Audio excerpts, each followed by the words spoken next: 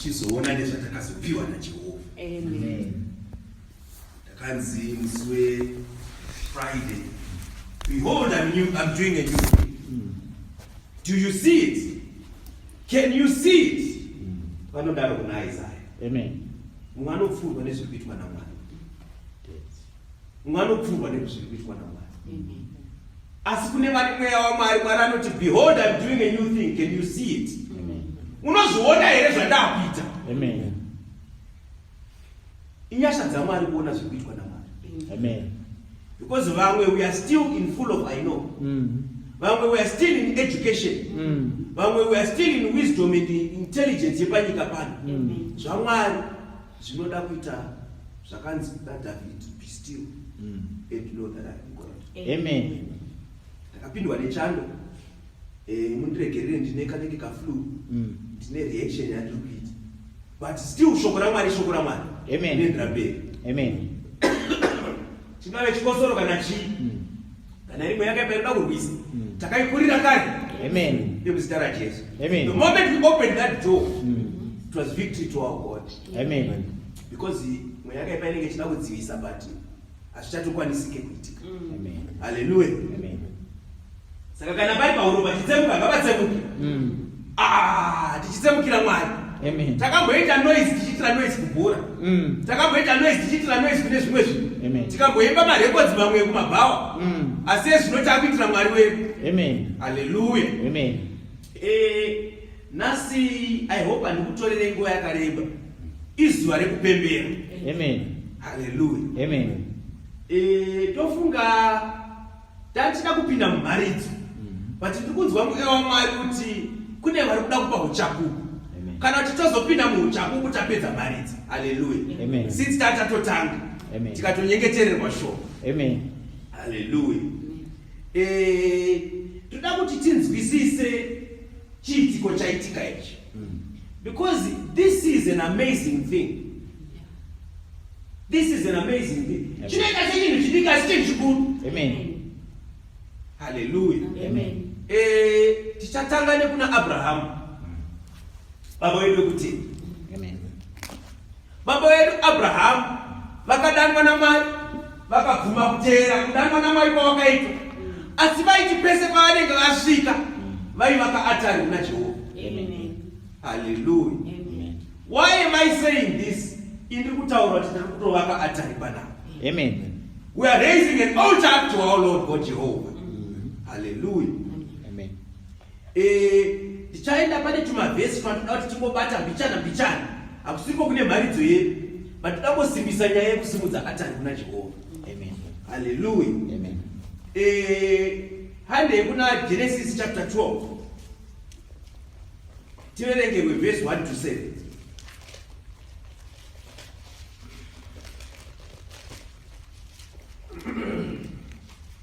Genesis chapter 12, verse 13, Old Testament Bible education. Yes. Kudanwa kwa Abraham, verse 1.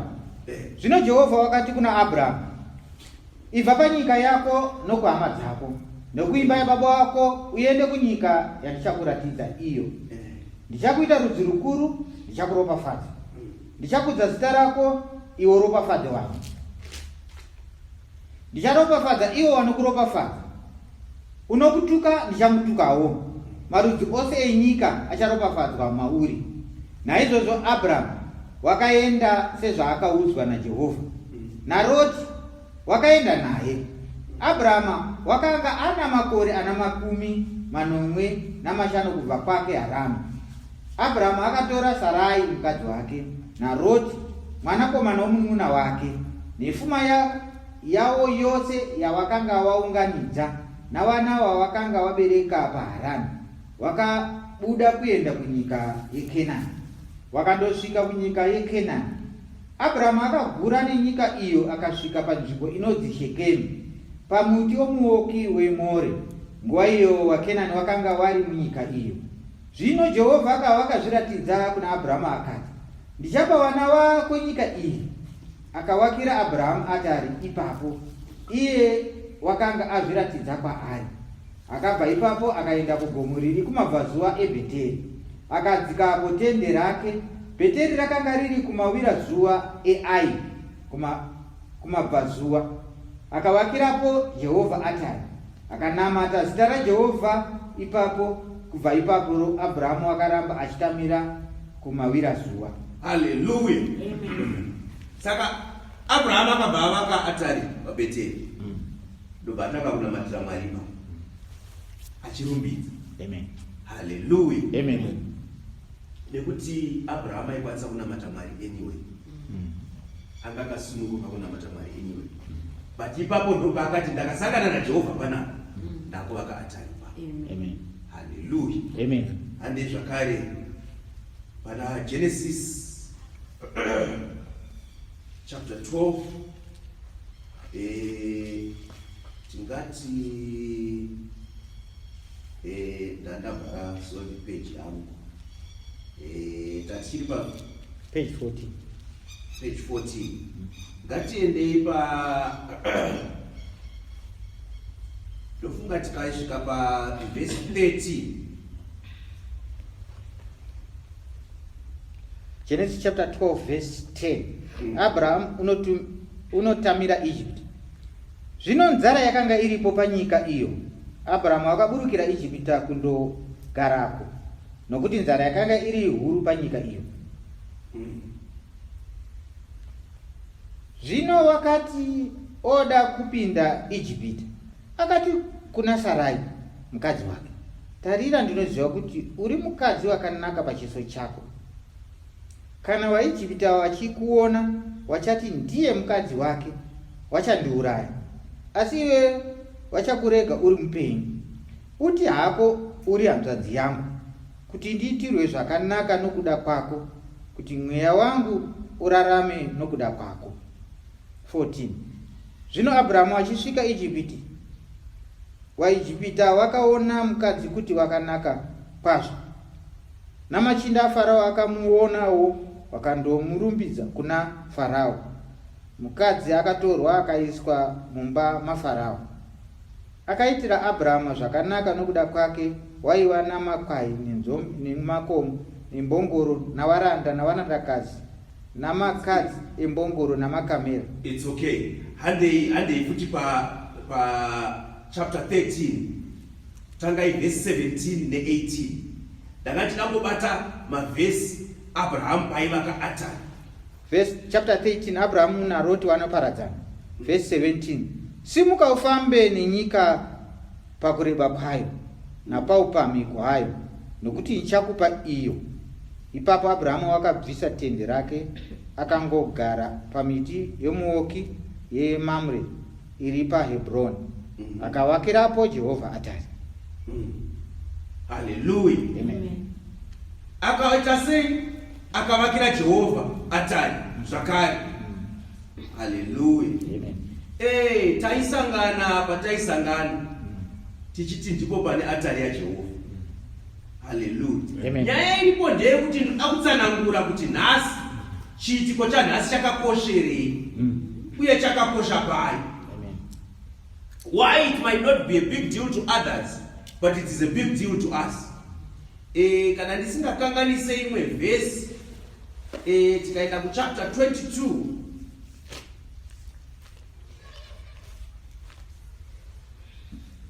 verse 9, maybe 9 to 14.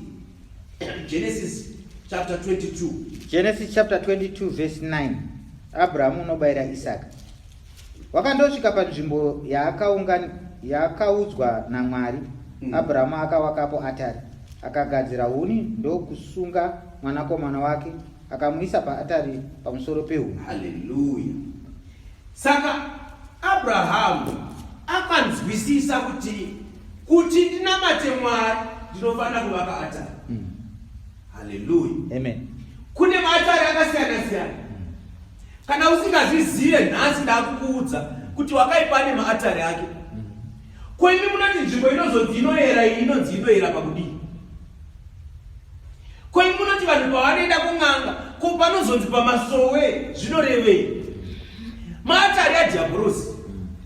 Kana vanhu vakuti tiri kuenda kuKrawa, kana vanhu vachiti tiri kuenda kudziva kunjuzu, kwavanoti kumatare, maatari akasiyana-siyana. Ndosaka isusu tichiti vana vaMwari mukereke yaMwari hatingotenderwe kunzi tingoenda kwese kwese kwatisinganzwisisi, because uri kuenda ikoko uri kufumba twakangwara, but uri kunopinda maatari adhiabhorosi. Amen. Hallelujah. Amen.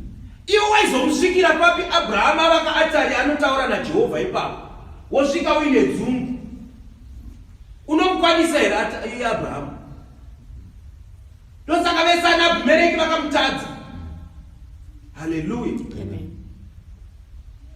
Mweya waMwari dzimwe unongotendesa nekumwe haisiri yanga iri mharidzo yedu, but maybe sati toda kutorayirwa nemweya mutsvene. Amen. Kuti chenjerai kuti dzimwe nguva muchamhanya muchienda kumatari evangu. Ivo hausi kuziva. Baba vangu vakandibereka panyama vaigara vachinditi, the disorganized will always be at the mercy of the organized. Because uyo ari kuziva zvaari kuita, iwe ndori kufamba muconfusion usiri kuziva kuti chii chiri kuitika. Iwe vari kutoziva kuti pana patakatsika paatari pedu, asi iwe hausi kuzviziva, uri kungoenda uchingoteerera. Ndo zvakaita kuti tibude muIjipita. Amen. Because dzimwe nguva vakavaka maatari avo, isu tiringoenda tichingoti nedzungu, tiringoti tikuenda kunamata Mwari, tikunamata Mwari, hauzive zvakaitwa nevamwe. Hallelujah. Amen. Saka nzwisisai zvinhu izvi, nzwisisai kwese kwamunopinda kwamunoenda. Kana maakushanya handisi kuti musashanyire hama dzenyu, but ngwarirai zvinhu izvi. Vanhu vane maatari avo avakavaka. Umwe munhu unopinda mumba, ndakambopinda imwe imba soti kumacomplex uku, wopinda mumba muIndia wona kune zvimudhori zvakavakwa zviri pakona, chimwe chimudhori chakatoedzana saizi neni, chakapfekedzwa hembe, chine majwelari, chine zvimachii. Vanhu vane atari dzavo dzakasiyana-siyana. Amen. Hallelujah. Amen. Shoko raMwari rinoti my people perish because of lack of knowledge. Ignorance inouraya, and it's not an excuse. Mukoti chaimo hakuna pekuti munhu anoti I'm sorry I didn't know. You cannot use ignorance as an excuse. The fact that you are ignorant haunzwi rwetsitsi. You were supposed to know. Ndozvinoita diabhorosi izvozvo, ndozvinoitawo Mwari futi. Hakuna paunochema uchiti ndaandisingazivi. Ndosaka tichitotenda Ishe Jesu Kristu. Rimwe zuva ndakanzi nemweya waMwari, I think it was last year, ndabvunzwa nemunhu nenyaya iyo kuti ko vanoita mukusaziva, zvikanzi nemweya waMwari, ko munogotendera Ishe Jesu Kristu? Because mungadai makangonzi hamuzive kamakamboregererwa nekusaziva kwenyu. Tinototenda kuti tingadai takatongerwa mukusaziva ikoko zvichida taenda kugehena, but because azouya kuzotivharurira nechiedza chake taakuziva. Saka Abrahamu aivaka atari. Amen. Hallelujah. Amen. Isusu mudzimba medu tinotofanira kunge tine atari. Hallelujah. But kana ndichiti atari, vamwe vanhu vanorasika futi, because the Old Testament was too physical, it was not spiritual. Mumwe anozopedzisira aita atari yekuti mumba make anozati pakona apa ndoma ndinonamata church, haachatokwanisa kunamata anywhere else. Kana akukombi haachatogone kunamata, ada kuti akadzokera kuatari yake. Kupedzisira vanhu vakunamata nzvimbo kupfuura Mwari. Zivai kuti chakakosha ndiMwari. Amen. Wozopedzisira vanhu vakuti ezvinenge zvitapiwa nzvimbo inoyi, vanopedzisira vakukudza nzvimbo inoyi kupfuura Mwari. Wotoona munhu akutopinda kunge akasauya panapa haachatogone kunamata Mwari. Mwari anonamatwa uri mutoileti. Amen. Mwari anonamatwa uri kubasa. Mwari anonamatwa uri inini ndiri mufreeway ndechinamata, ndichidhiraivha motikari ndechinamata, uchigeza indotaura naMwari ndichigeza iyo. Ameno vamwe kana musingazvikoni. Dzimwe mharidzo dzandokuparidzirai dzine dzatoya ndichigeza. Hallelujah. Amen. The point I'm making is do not limit God, but also nzwisiso kukosha kwekukoshesa nzvimbo yamunoti taisa kuna Mwari. Senzvimbo inoyi, what we are about to do now, takuchenda kuna Madzimambo chapter 1, Madzimambo ekutanga, sorry, chapter 8.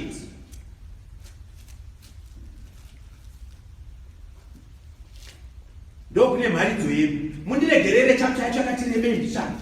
Ndikuedza kuona kuti ndodimbura nebhanga, but Mwari Mwari vakatinzwira ngoni, tinogona kuipedza futi anyway. Madzimambo ekutanga chapter 8 verse. Natinoda kutangira paverse 12 but ngatingotangirai paverse 1. Tinyasonzwa chapter yacho yese. Madzimambo ekutanga chapter 8 verse 1. Temberi inotsaurirwa Jehovha. Yes. Zvino Soromoni wakaunganidza vakuru vaIsraeri navakuru vose vamarudzi, ivo machinda edzimba dzamadzibaba avana vaIsraeri, kuna mambo Soromoni paJerusarema. Akakwidza areka yesungano yaJehovha ibve paguta raDhavhidhi iro Zioni. Varume vose vaIsraeri vakaungana kuna mambo Soromoni pamutambo pamwedzi weEtanimi, ndiyo mwedzi wechinomwe. Haleluya.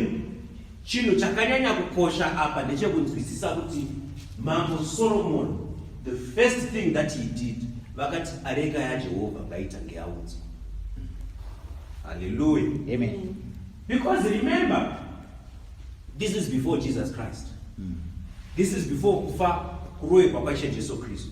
Saka panguva iyi Mwari vaiwanikwa paareka yavo chete.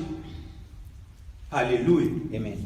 Ndosaka vanhu vaivaka atari, because ndikuona Abraham paivaka atari areka yanga isati yapo. Praise the Lord. Amen. Glory be to God. Ndikutodzidzo wezvinezvi. Mweya mutsvene waMwari watovhungunura. Handina kuziva kuti sei tichienda kweSou. Tatodzidza something new. Nguva yaAbraham kwakusati kwane Ark of the Covenant. Ark of the Covenant yakazouya naMozisi. Saka Mozisi aisa Ark of the Covenant, Mwari akati ndobva ndakuya ndichisvikira panapa. Saka pakanzi vakaitende ndokusongana. Ndo pakatanga kuvakwa the outer court, the inner court, ndofunga takamboita mharidzo iyo. Holy place, the holy of holies. Imwe zuva tichaita mharidzo kuti I think chidzidzo ichocho chiri important tofana kuchiita icho. Chakunzwisisa kuvakwa kwakaitwa tabernacle. Because kuvakwa kwakaitwa tabernacle kunotiita kuti tinzwisise mamiriro akaita kumatenga. Because Moses akanzi vaka sezvawaona muvision. Because vision yakaratidzwa Moses akazarurirwa kumatenga. Ndobvaona kuti kudenga kwakaita sei. Zvikanzi zvawaona kudenga zviya make exact replica, the same dimensions. Hallelujah. Ndakamboparidza rimwe day ngati Mwari vairatidza secret yezviri kudenga, but at the same time zviri mumwoyo memunhu wese. Because Ark of the Covenant iri mumwoyo mako. Ndopandaitsanangura ndichiti nyaya iripo ndeyekuti ropa rinofanira kuiswa pamercy seat. Saka une mercy seat mumwoyo mako. Saka Ark of the Covenant Mwari ndopa vaisvikira. Saka vaiti pavanopa sacrifice paya ropa raifanira kunoiswa pamercy seat yepaArk of the Covenant nehigh priest. Hallelujah. Amen. Mweya waMwari wobvaonekwa manje. Waionekwa uchipenya, ndo yaizonzi Shekinah glory. Hallelujah. Amen. Shekinah glory. Kana tichiti glory kuti munyasonzwisise the glory of God, it goes beyond kupenya chete. Ngatimbopa muenzaniso wakadai so. Kudhara nyika yese yanga ina mambo wayo. Mambo aivakirwa palace. Ndo maigara mchidzidema mambo. Saka in each palace kwanga kuine nzvimbo dzakasiyana-siyana. Kwanga kuine kitchen, kwanga kuine dining room, kwanga kuine throne room.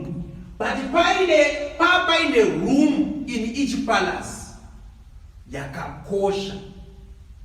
Room iyoyo yanga isingadhererwi. Yainzi the treasury.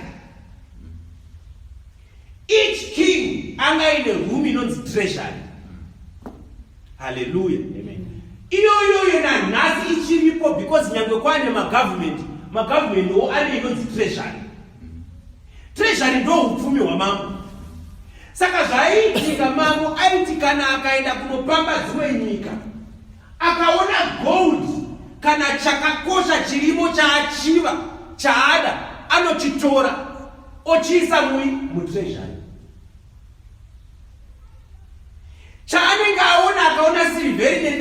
kana chii chakanaka anoisa mutreasury. Anga asingatore wood achiisa mutreasury. Mutreasury maiswa the most expensive things. Zvakafanana nekumba kwenyu kana muine safe yamunoti sefa, munotora zvinhu zvese, mungaite mari, mungaite chii, asi kana muine madiamonds ndo pamunoisa musefa. Because mukutaura kuti pazvinhu zvese zvamuinazvo ndo zvakakosha the most. Handiti? Amen. Saka zvaizoitwa manje, mambo aizoti kana achida kudada mambo aiti akashanyirwa nevanhu zvinoenderana nekuti uri ani. Kune vanhu vanoti vakashanya vanogumira kugadheni. Kune vanhu vanoti vakashanya vanouya kuzodya namambo patafura. Asi kune vanhu vekuti mambo aiti uyai kuno ndimbokuratidza treasury yangu, vovhurirwa treasury. Tinogara tichitaura nababa Chakombera nekuda kwamambo, akaudzwa kunzi chirongera nhaka yako, ndakuda kukutora. Hallelujah. Amen. Audzwa kunzi ndakuda kukutora. Mwari vakazoita change of mind, achema akaregerera. But you know the mistake that this guy did. Akaita izvo zvandiri kutaura zvokuti mambo wese aidana netreasury yake. Saka aiti kana achiunza vanhu, treasury ndo inoratidza simba rako samambo. Hallelujah. Amen. Treasury yako ndio inota ukataurisa but ka treasury kako kana kari akakacheta hapana chauri. Kana ukataurisa treasury yako kana ikadai so, maybe you are better. Umwe mambo treasury yake yaita sekwereti kwese kuno.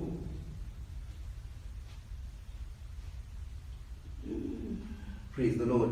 Amen. Azi paizoita wana mambo anenge wana Solomon. Vekuti treasury yavo inenge yakakura, yakazara gold, yakazara diamonds, yakazara zvakasiyana siyana.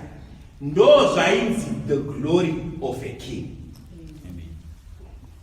Hallelujah. Amen. I think it's church pakati pewiki kumboitwa huvha, ndikufunga carpet yedu ndo iri kukonzera reaction. Anyway, so the treasury of a king showing his power, une upfumi wake, ndo the glory of a king. Why am I talking about this? Ndikuedza kukuvhura ipfungwa kuti munzwisise kuti kana takuti the glory of God, Mwari vanenge vakuvhurira treasury yavo, vakuti muchiona simba ravo, muchiona zvavakapamba. Hallelujah. Amen. Because treasury ndo inotaura simba ravo samambo. Saka kana takuti the glory of God is manifesting, vakuratidza manje simba ravo. He is flexing his muscles and showing his ability. When the glory of God or the presence of God arrives in its glory, ndo pamunoona vanorwara vakupora. Amen. Ndo pamunoona vakasungwa vachidimburwa, vari mubondage vachidimburwa mabondage avo. Hallelujah. Amen. Muri kunzwisisa nyaya yacho manje? Amen. Ine pairi kuenda.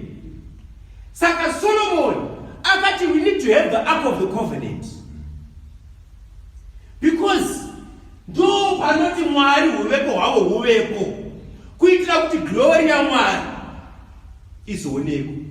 Hallelujah. Amen. Hande yedu mberi.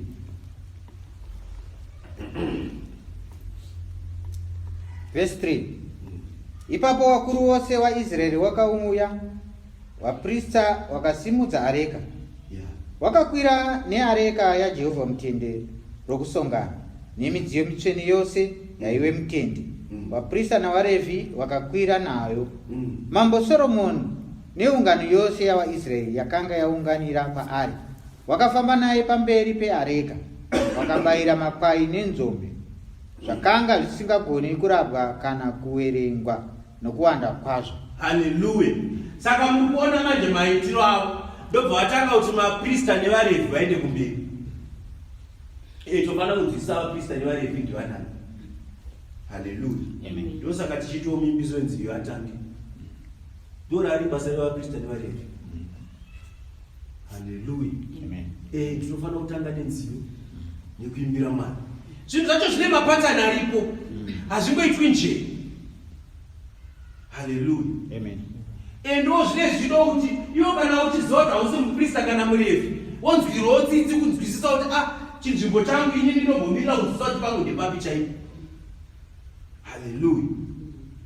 Ndobva wabayira zvibayiro zvavo. Haleluya. Tinofana kubayira zvibayiro zvedu kuna Mwari. Right now zvibayiro zvatinobayira zvipi? Dzimwe nguva tinoisa mari kuna Mwari. Vanhu venyika ino vanonyanya kukara mari. Saka vafundisi vanobva vataura kuti ngatibayire mari. And money is the only sacrifice that people give. But let me tell you, the biggest sacrifice you can give to God is your body. Kutaura kuti muviri wangu ndauroera kuna Jesu. Hakuchisina munhu achandicheka nyora kunisa tuma 11. Because muviri ndakaupa kuna Mwari. Muviri wangu hauchapindi mbanje. Muviri wangu hauchapindi doro. Muviri wangu haungaiti ngochani. Hallelujah. Giving your body as a living sacrifice. And verse 6. Ipapo vaprista vakagadzika reka yesungano yaJehovha panzvimbo yayo. Panzvimbo tsvene yeimba, panzvimbo tsvene. Yes. Ipo panyasi pamapapiro amakerubi. Muri kuona nyaya iri kutaurwa kuti ndo zvandachitaura paya kuti kwakuine nzvimbo tsvene, kwakuine nzvimbo tsvene. Hallelujah. Hande kuperi verse 7. Nokuti makerubi akatambanudza mapapiro awo pamusoro penzvimbo yeareka. Makerubi akafukidza areka namatanda ayo nechokumusoro. Matanda akanga akareba, naizvozvo miromo yamatanda yakanga ichionekwa kana munhu ari panzvimbo tsvene pamberi penzvimbo yakataura Jehovha, asi akanga asingaonekwe nokunze, achiripo kusvikira nhasi. Mukati meareka makanga musisine chinhu, asi mahwendefa maviri amabwe akanga aiswamo naMozisi paHorebhi nguva yaJehovha yaakaita sungano nayo navana vaIsraeri pakubuda kwavo panyika yeIjipiti. The 10 commandments ndokukosha kwaanga akaita, because my 10 commandments anga atori muareka. Hallelujah. Zvichireva kuti murayiro waMwari unofanira kunge uri. Remember paitaura paya Mwari achiti vanhu vaingotera murayiro wakanyorwa pamahwendefa ematombo. But now we're in the dispensation where we will not be going according to the law written on tablets of stone, but ndichanyora murayiro yangu mumwoyo mavo. Hallelujah. Mu-ark of the covenant irimo ndo muchaiswa murayiro. Unoiswa naniko? Nemweya mutsvene waMwari. Handichanyora neingi, handichanyora nechisel, asi ndakunyora nemweya wangu mutsvene. That's why zvichinzi iva ine baptism of the Holy Spirit. Ruomeko remasimba emweya mutsvene rwakakosha, because ndokunyorwa kunoitwa murayiro waMwari mamuri. Hauchazomire kuzwa kuti ichi chivi chachisi chivi, because mweya mutsvene waMwari unokuudza. Hallelujah. Ande kumberi. Verse 10. Zvino vaprista vakati vabuda panzvimbo tsvene, gore rikazadza imba yaJehovha. Naizvozvo vaprista vakanga vasingagoni kumira pabasa nokuda kwegore, nokuti kubwinya kwaJehovha kwakazadza imba yaJehovha. Yes. Hallelujah. Saka kereke yaMwari tinofanira kubatira Mwari nechityiso. This is the standard. This is the standard. Kana takasvika apa tichiri kutamba. Tinofanira kubatira Mwari ine mena yekuti uvepo hwaMwari hunofanira kutikurira. Kusvikira vaprista vakutadza kuita basa. Hallelujah. Amen. Tofanira kusvika pastage yekuti vamwe vachatadza kutaura panapa, vamwe vachatadza kuimba, nekuchema chete nekukurirwa nemweya mutsvene waMwari. Vamwe vachatadza kufamba. Tiri kutaura zvichaitwa nemweya mutsvene waMwari. Amen. Kana tichiti tauya kuzotsvaga Mwari, ndozvatinenge tichitsvaga izvozvo. Because panoitika zvinhu zvakadaro ndopanouya maansa mazhinji. Amen. Kereke yaMwari inofanira kusvika papoint yekuti vanhu vangosvika pakurumbidza ipapo, mhinduro dzinouya dzese dzezvatiri kutsvaga. Hallelujah. Amen. Handei pamberi. Verse 12. Yeah. Mashoko aSoromoni nokunyengetera kwake. Ndobva panofanira kutangira mhari dzedu yanhasi. Handei. Ipapo Soromoni akati kuna Jehovha, ndinoda kugara mukati merima guru. Zvirokwazvo ndakakuwakirai imba pamungagara, nzvimbo mamungagara nokusingaperi. Zvino mambo akatendeudza chiso chake akaropafadza ungano yose yaIsraeri. Ungano yose yaIsraeri ikasimuka.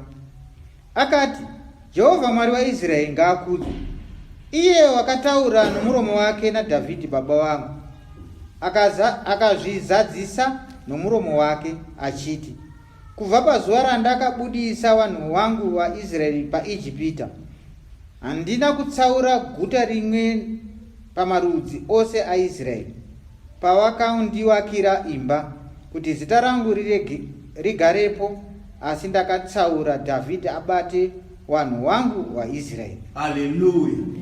Tinotenda Mwari nezvakaitwa naSolomoni. Haleluya. Amen. But isusuwo nhasi tiri kumbozviaplayawo kwatiri. Haleluya. Amen. Kuti nhasi heino imba iripo yamirira kuva imba yaJehovha. Amen. Haleluya. Amen. Kana Solomoni akaropafadza vanhu vaMwari, titenderewo kuropafadzai. Amen. Haleluya. Amen. Kuti Mwari uyu wandakaziviswa nababa vangu. Haleluya. Hatina kungokwanisa kuwana nzvimbo yatakati ndeyedu yatinomunamatira Mwari, asi nhasi zvazoitika. Amen. Praise the Lord. Amen. Nhasi tazowana nzvimbo yatinoti pano ndopa tichanamatira Mwari wedu. Kana tichafunga kumudana, tinomudanira pano. Amen. Kana titi Mwari vachazotipindura, vachatipindurira pano. Amen. Haleluya. Amen. Handei kumberi. Verse 17. Zvino Dhavhidhi baba wangu wakanga wachida kuwakira zita raJehovha Mwari waIsraeri imba. Asi Jehovha wakati kuna Dhavhidhi baba wangu, wakaita zvakanaka zvawakanga uchida kuwakira zita rangu imba. Kunyange zvakadaro iwe haungawaki imba iyo, asi mwanakomana wako wauchabereka ndiye uchawakira zita rangu imba. Haleluya. Enda imbe. Zvino Jehovha wasimbisa shoko rake raakataura, nokuti ini ndamuka panzvimbo yaDhavhidhi baba wangu, ndikagara pachigaro choushe chaIsraeri, sezvakapikira Jehovha, ndikawakira zita raJehovha Mwari waIsraeri imba. Imomo ndakagadzirira areka nzvimbo, imo mune sungano yaJehovha yaakaita namadzibaba edu panguva yaakavabudisa panyika yeIjipiti. Zvino Soromoni akamira pamberi peatari yaJehovha, pamberi peungano yose yavaIsraeri, akatambanudzira maoko ake kudenga akati, Jehovha Mwari waIsraeri, hakuna mumwe Mwari wakafanana nemi kudenga kumusoro kana panyika pasi. Munorangarira sungano nenyasha kuvaranda wenyu vanofamba pamberi penyu nomwoyo wavo wose. Imi makaitira muranda wenyu Dhavhidhi baba wangu sezvamakamupikira, makataura nomuromo wenyu, mukazviita noruoko rwenyu sezvazvakaita nhasi. Naizvozvo zvino, Jehovha Mwari waIsraeri, itirai muranda wenyu Dhavhidhi baba wangu sezvamakamupikira muchiti, haungashayiwi munhu uchagara pachigaro choushe chaIsraeri pamberi pangu. Kana vana vako wakangwarira kufamba kwavo, wakafamba pamberi pangu sezvawakafamba iwe pamberi pangu. Naizvozvo zvino, Mwari waIsraeri, ndinokumbira kuti shoko renyu riitike iro ramakataura kumuranda wenyu Dhavhidhi baba vangu. Ko mukati Mwari ungagara panyika here? Tarirai, denga nekudenga denga hazvingamuringani ndoda imba ino yandakavaka. Kunyange zvakadaro, iwai nehanya nomunyengetero womuranda wenyu nokukumbira kwake. Jehovha Mwari wangu, munzwe kudanidzira nokunyengetera kwomuranda wenyu kwaanonyengetera pamberi penyu nhasi. Meso enyu arambe achirindira imba ino usiku namasikati, nzvimbo iyi yamakataura pamusoro payo muchiti, zita rangu richagarapo. Inzwai munyengetero womuranda wenyu waanonyengetera akatarira panzvimbo ino. Inzwai kukumbira kwomuranda wenyu nokwavanhu wenyu vaIsraeri. Kana wachizonyengetera wakatarira panzvimbo ino, donzwai henyu iko kudenga kwamunogara. Zvino kana mukanzwa, muwakanganwire henyu. Haleluya. Saka Solomon arikunamata kuna Mwari panguva ino. Amen. Achinamata pamberi pevanhu. Akati, Ishe, ndinokumbira murindire nzvimbo ino. Makuseni, masikati, manheru. Amen. Isi tinonamatawo panguva ino. Neniwo ndikunamatawo sezvakaita Solomon. Amen. Kuti we are dedicating this place. Amen. Kuna kushaya kuti komaridzo iri kuenda nekupi. Chiko chiri kumboitika. Hey, unorasikirwa nezvinhu usingaone zviri kuitika pamweya. We are dedicating this place as an altar to our God. Amen. Hallelujah. Amen. Sezvaimboita Abraham, handi vhangeri ratanga riri kuna Abraham. Rikataura achivaka maatari. Tikadai tataura vana Isaac nana Jacob vakazviita. Tikataura nezvaSolomon. Saka saSolomon kupera kwakaitwa temberi ndiyo masinagoge yaizopinda Ishe Jesu Kristu achiratidzwa. Amen. Vachinzi uyai makamboiona. Haleluya. Amen. Nekuti ndo chachidadiso chemaJudha.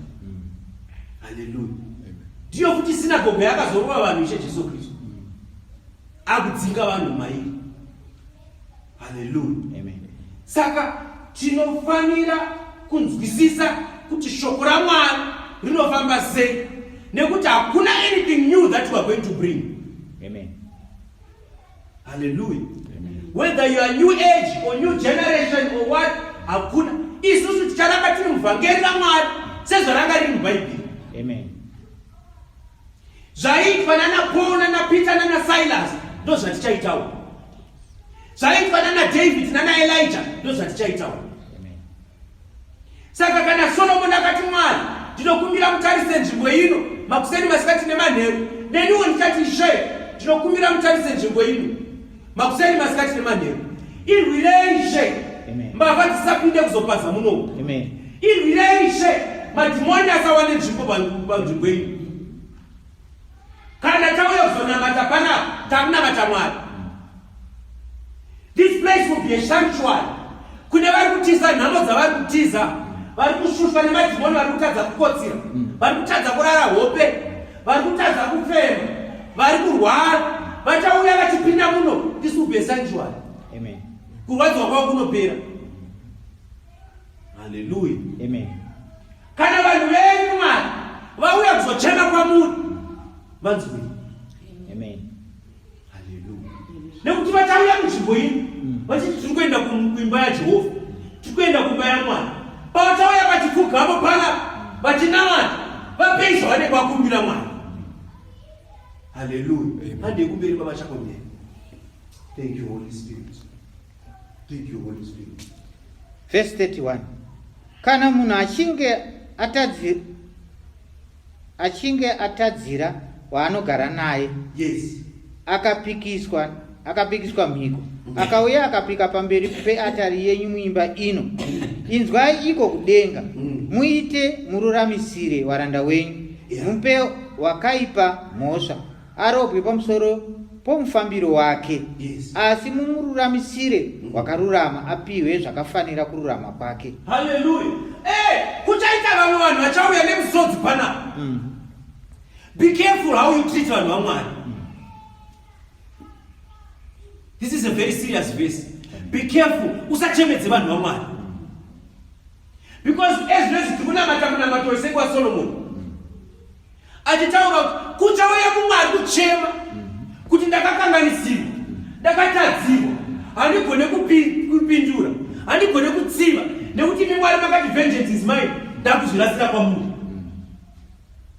Munhu iyeye Mwari muripirei? Kuna vamwe vanokwereta mari vasingadzoreri. Mumwe munhu achauya kuzochema pana kuti chikwereti changu Mwari, ini handina kupa munhu mari nekuti ndine mari yakawanda, ndaitowo mwoyo unyoro ndichida kubatsira, zvakatondiomera, kuti munhu uyu haachazviona. Chenjererai. Munyengetero usazwa unonyengeterwa nezita rako. Mai ningu akatitira chakati, baba ningu akatitira chakati. Ruramisira vanhu venyu Mwari. Kuna vanenge varwadziwa ngavauye vacheme kuna Mwari wavo, Mwari achapindura. Tikurangarira nyaya yakanetsa last time ndikataura pandakanzwa nemweya waMwari uchitaura kuti he is Jehovah Eonekomot, the Lord our vengeance. Yes, he is there to avenge. He will revenge on behalf of those he loves. Zvichaitika muno izvozvo. Vanovimba naJehovha vachachema kuna Jehovha, Jehovha achavabvira. Hande kumberi. Verse 35. Yeah.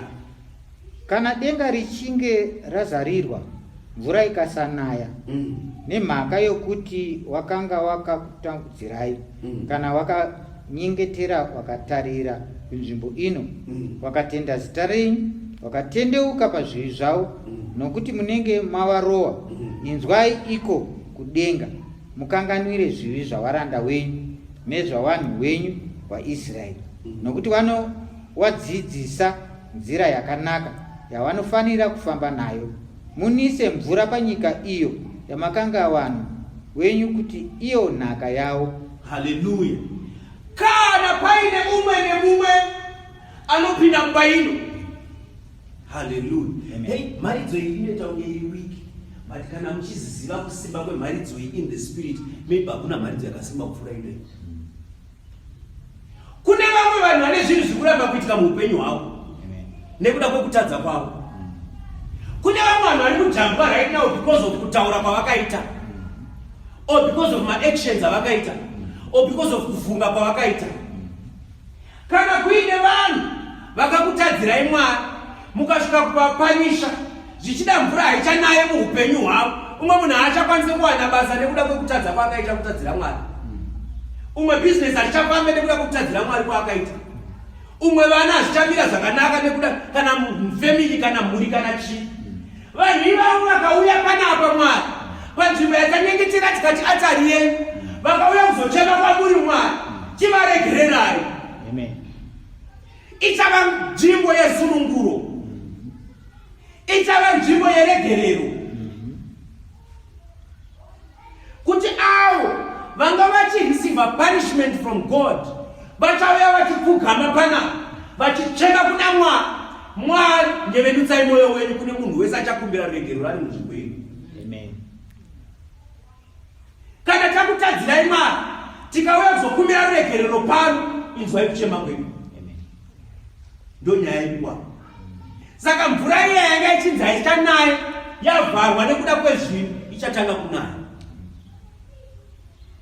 This is prophetic. Kune vanhu vachatanga kurisiva zvinhu muupenyu hwavo zvanga zvisisaitike nekuda kwezvimwe zvavakagumbura Mwari nazvo. Dzimwe nguva tinotadzira Mwari tisingazive, munoziva. Amen. Tinogona kutotanga kutotaura dzimwe nguva nekufarisa, totaura chiro chinhu chinorwadza Mwari, kana kungovhunga something chinobohwa Mwari, munoziva. But tauya panzvimbo iyi tokumbira kuna Mwari, tinzwirei ngoni Mwari, tiregererei Mwari, takakutadzira, takatadza tisingazivi. Dzimwe nguva takatotadza nekuziva, but munoziva nyama yedu iyi yakatikodzera kuti tiregererei. Hande kumberi. Verse 37. Yes. Kana nzara ikavapo panyika, Yes. kana denda rikavapo, Yes. kana nyunji nokuvhuvha zvikavapo, nemhashu nehonye, kana vavengi vavo wakavakomba panyika ina maguta avo, kana nyatwa kana hosha ipi neipi ikavapo, kana munhu upi noupi, kana vanhu wenyu wose waIsraeri wakanyengetera kana kukumbira mumwe nomumwe achiziva kutambudzika kuri pamwoyo pake, akatambanudzira maoko ake kuimba ino, inzwai henyu iko kudenga pamunogara, mukanganwirei, muitire, muripire mumwe nomumwe zvakafanira mufambiro wake wose, iye wamunoziva mwoyo wake, nokuti imi moga ndimi munoziva mwoyo yavana vavanhu vose. Haleluya. Kune vamwe vachauya vachirwara, vamwe vachauya vari mumawheelchair, vamwe vachauya vakatakurwa vakarara pamhoo, vamwe vachauya vachikamhina, vamwe vachauya vakaminyuka. Haleluya. Vamwe vacharwara kuita hosha chaiyo, vamwe vachanzi nemadhokta hatichakagone, vamwe vacharamba mumahospital.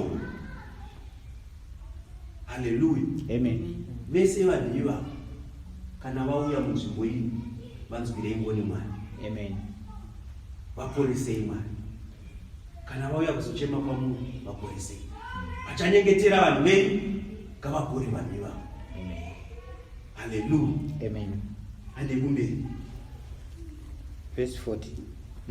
Kuti wakutyei mazuva ose eupenyu hwavo panyika yamakapa madzibaba edu.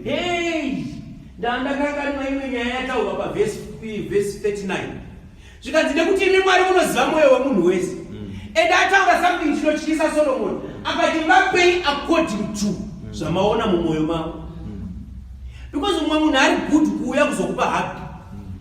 Mumwe munhu ari good kuuya kuzozvirereka. Mumwe munhu ari good kuuya kuzoita zviri right pane vanhu. But mumwoyo make makazara kuteerera. Mumwe munhu ari good kuuya kuzotaura zvinofadza munzeve. But mumwoyo make rudo hamuna. Asi Mwari manje vanovheneka mwoyo. Mwari vanotoona smile kuti dai usina kunyemwerera zvako zvaitoita nani. Isu kwatinobva kuno vanobva vatoti hanzi zino irema rinosekerera newarakavenga. Haleluya. Zvino apa Solomon akagona akavapfekedza good size. Haana ngoti Mwari vari kupafadzei, akabva ati vapei zvinoenderana nemwoyo wavo. Kutendeka kwemwoyo wako manje ndo kwakuzoita determining factor. Haleluya. Ande hedu kumberi verse 41. Verse 41. Zvino kana ari mutorwa asati ari wavanhu wenyu vaIsraeri, kana akabva kunyika iri kure nokuda kwezita renyu, nokuti vachazonzwa mukurumbira wezita renyu guru, noruoko rwenyu rune simba, noruoko rwenyu rwakatambanudzwa, kana akauya akanyengetera akatarira kuimba ino. Aniti mimi muri kuti muri kereke yaMwari, ndimi maIsraeri kai, ndimi maJudha kai, nekuti makasipa neropa raJesu kai. Zvino manje zviri kuitwa naMwari kwamuri zvakutanga kunzwikwa kuvanhu. Saka kana vanhu vasiri munomu vatorwa kavo, ndeve kunyika iri kure kavo, nekuti havasi mukingdom yaMwari. Zvino kana vazonzwa kuti Mwari wenyu zvaari kuita izvozvo, vamwe vachazouya muno. Haleluya.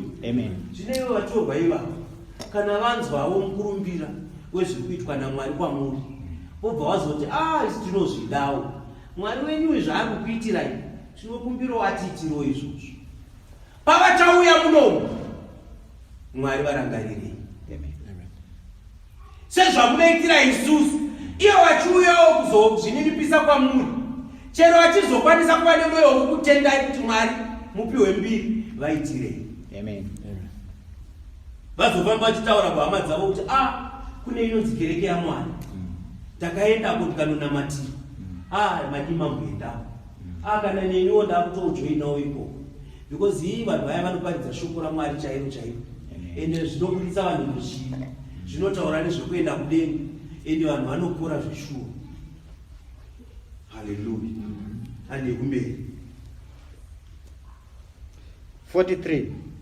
Inzwa henyu iko kudenga kwamunogara, muitire vatorwa vose sezvavanokumbira, kuti vanhu vose venyika vazive zita renyu. Wakutyei sezvinoita vanhu wenyu waIsraeri, wazive kuti imba ino yandakavaka yakatumidzwa zita renyu. Hey, Mwari vanofana kubata nenzira yekuti vari kunzo vatye Mwari in the same way yamunotya Mwari nayo iyoyi. Kuti zita raMwari rifambe kunzo vazoziva kuti Mwari vari kubata basa kuno. Mbiri yatinopa Jehovha tiri muno inofanira kufararira. Nevari kunze vanofanira kusvika pakupa mbiri kuna Jehovha sezvatinoita muno. Saka ivo vatorwa ivo kana vauya kuno kuMwari vanzwirei ngoni. Haleluya. Amen. Handei kumberi. 44. Kana vanhu venyu wakandorwa navavengi wavo, wakaenda nenzira ipi neipi yamuchawatuma nayo, wakanyengetera kuna Jehovha, wakatarira kuguta ramakatsaura nokuimba yandakavakira zita renyu, inzwai henyu iko kudenga kunyengetera kwavo nokukumbira kwavo, muvaruramisire. Saka pane maendeavors edu ese atichaita in business, whether it is competition, vana vedu vari kuchikoro vachikompitawo nevamwe vana, kana chi, Mwari rangarirai. Amen. Kana ari mabusiness edu, makambani edu, Mwari rangarirai. Amen. Nekuti kwatinenge tiri kumabasa ikoko tinenge tisisiri mumba inoyi, asi moyo yedu inenge yakatarira kuimba inoyi. Sezvatinoita tiri muimba inoyi, tichazviita mumweya tiri kwatinenge tiripo. Amen. Zvino Ishe tiri kuramisirei tiripo. Kana mweya yakaipa yada kutirwisa, kana muvenga ada kurwa nesu, pamafaiti ediwa tikundireiwo Mwari. Amen. Hadi kumberi.